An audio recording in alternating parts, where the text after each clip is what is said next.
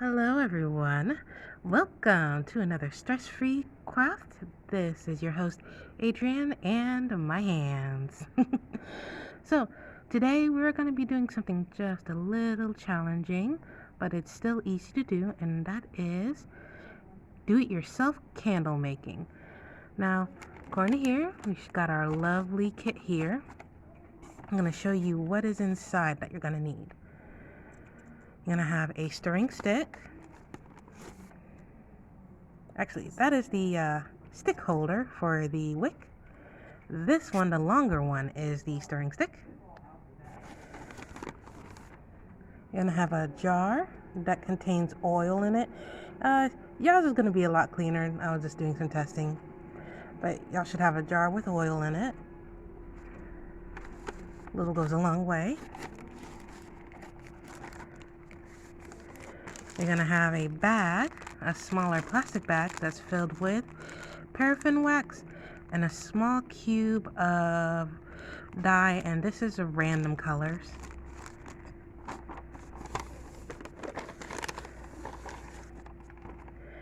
Some stickers. And at the very bottom, you need to get the wick and the wick holder that goes on the bottom. Now, some of these I'm going to go ahead and pre-tie it. It should have a knot on one side. Alright, now here's some of the things that are not included in the kit that you still need to have. You're going to need a pot holder or some cloth that's dry to protect your hands from heat. Actually, an oven mitten probably would be best too. You want to use a bowl or saucepan with water. And you only want the water, you do not want the water to go too high. If you want to test your jar, you want the water to be right around here or this right there.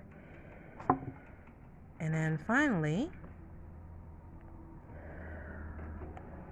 a little burner or a stovetop. You can do this on stovetop. Be careful if you're using a stove that uses gas, because the heat actually does spread outside, unlike the infrared eyes. Alright, so let's go ahead and start with our craft, beginning with, actually I'm going to go ahead, I'm going to move this over here. I'm going to go ahead and put this over the eye, but don't turn on the burner yet, okay? Yeah, just like that. Okay, now we can go ahead and get started. We're going to move this for later. We're going to focus on mostly this stuff. So, what you want to do first, string your wick through the wick holder. It's actually a lot easier if you go through the big side first and then push it through.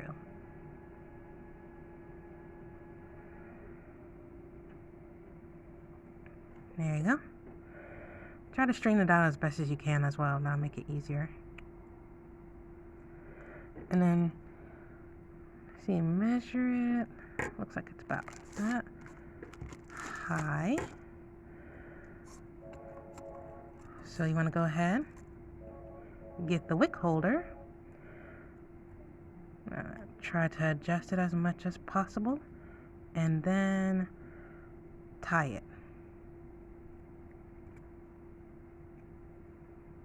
Try to make sure it's like right in the middle area, but don't try to tie it again if you notice that it's still too long. Try to go ahead and roll it until it's at the right height. I think we're safe with that much. Okay, I'm gonna go ahead and put that to the side. Go ahead, get your wax with the wax color, and we're gonna go ahead and put it in the jar with the oil. Wish I can smell this, guys, because it smells really good in there. Alright. But before we put our wax, we're going to put the wick in and try to do it close to the middle as possible. Now, if it's not going perfectly in the middle, don't worry. That's what the wax is for. And what you're going to do is you're going to drop the wax inside and try to get on top of the wick. Sometimes this is a game in itself.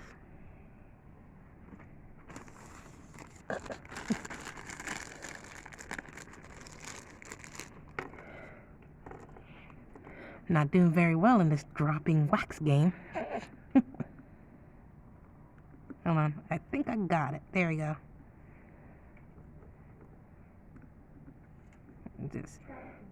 If you want to, just get your finger.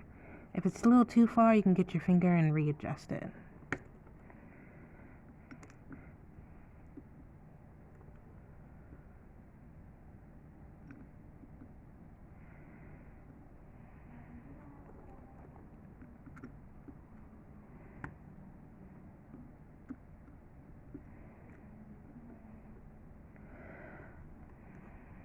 Alright, now when it comes to the color wax, you can try to do it at the bottom. You can put it in first, put it in the middle, or in my case, I'm going to put it at the top.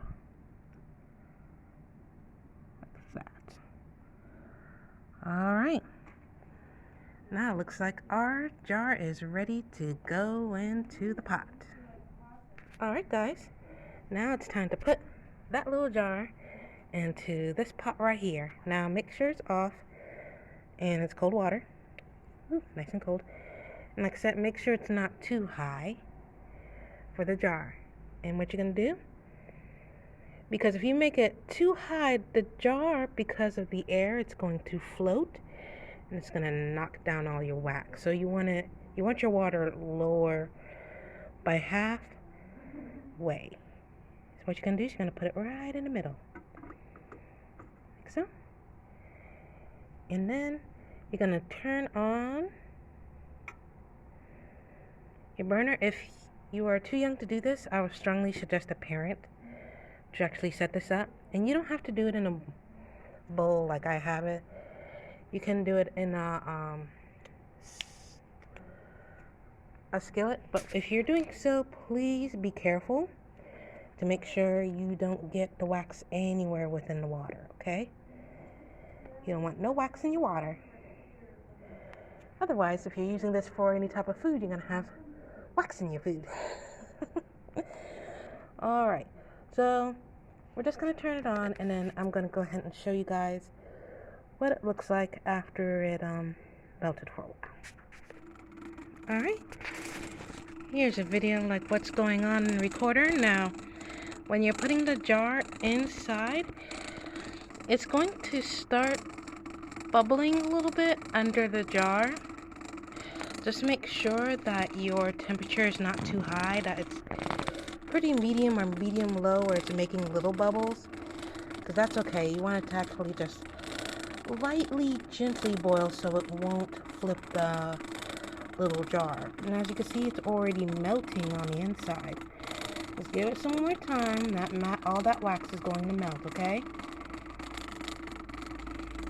Now, if you need to, if the jar is still cool enough, in the beginning, you can touch it with your hands, but once it gets to this point, I highly suggest using your oven mitten to do any adjustments if it needs to be done. Yeah, so they keep on melting. It's almost there.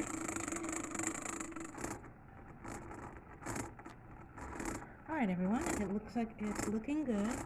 Now if it's starting to move to the side or off, it's okay. Let's go ahead and just turn your burner. Don't turn it all the way off, but just enough till low. And then you can readjust with your stirring stick. Looks like at this point you really don't need to stir, but you might just want to go ahead and just readjust it like that. And make sure that the stick doesn't fall in like the wrong place. Oops. There we go. See? I think we almost got it where we want it. Now it looks like that we need to add some more wax to it. You should actually have some extra wax from the jar. from your bag. And what you want to do while it's slow, just go ahead and drop in just a few more chunks. Be careful though, don't let it splash too much into your water like I just did. And then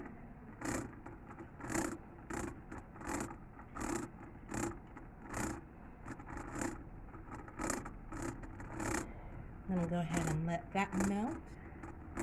And see if we can just readjust it after that melts, okay?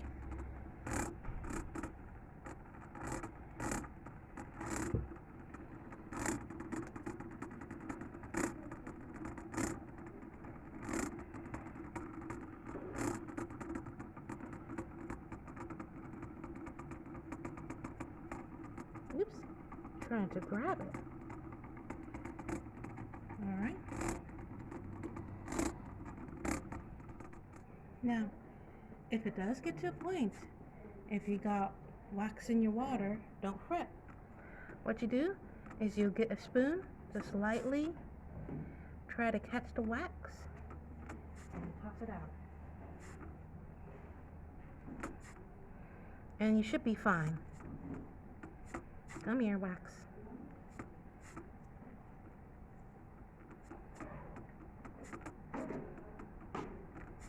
It's like a game of catching wax in your water.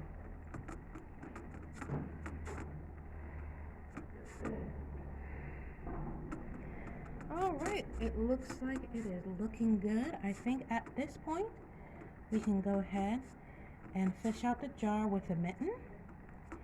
And we're going to try to readjust the wick again and let it start cooling down, okay? Alright, now once the wax is fully melted, go ahead and get your oven mitt. It looks some nice color in there. Get your oven mitt or your cloth. And what you're going to do is you're going to go ahead and start fishing out the jar. Come on. Here we go. Alright everyone, now that we've fished the jar out of the pot, we can also do the stirring and readjusting your wick. Now remember, the oil was all at the bottom, so you might want to just stir in the oil with your candle wax while it's still melted. I highly suggest still doing this while it's melted.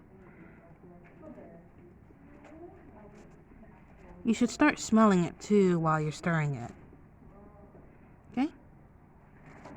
Once you are done and you feel like you got it all nicely incorporated inside your wax, you want to go ahead and readjust your wick. Try to centerize it as best as possible. You can also use the stirring stick to help you out.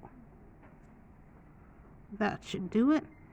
And now, time for the cooling process. So we'll be right back until it's nice and cool. Alright everyone, it looks like the candle finally cooled all the way down. Looks like it takes a while. You want to at least, when it gets down to this solid, as you can see inside, or it looked like it collapsed a little bit in the middle, but it should be fine. So what you do, once you can't pull the thing out, you know it's definitely cold. So what you're going to do, you get your scissors, and we're going to go ahead and cut the string about the same height as the jar. You can go in a little more if you feel like you want to cut it in a little lower, you can.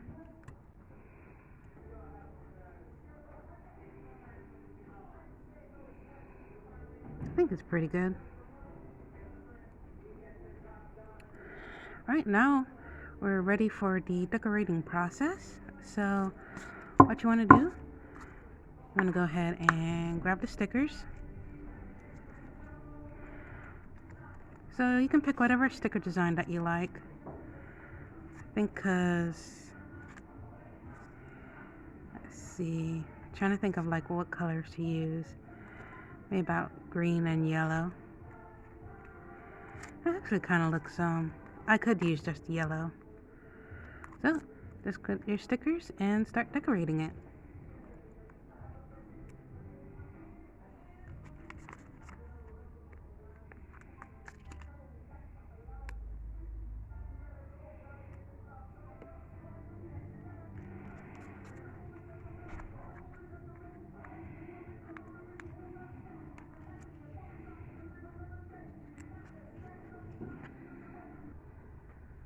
Alright, and there you go. Actually, there is enough stickers on both ones to actually go all the way around. And if you do have an extra sticker, you can go ahead and put it to the top. And I know you can't smell it, but this scent inside the jar is bayberry. You're probably going to get different scents inside different packets, but I'm just going to call this one Jazzin' Bayberry. Then whenever you want to burn it or give it to a gift, they can actually open it up, light it up, and they can smell the scent. Alright. And there we have it. We just made our very own candle. Guys, I hope you enjoyed this project. Tune in next time for another do-it-yourself craft, or go ahead and watch us at the Dallas Facebook or our YouTube for more other projects and kits. Alright? Y'all have a wonderful day.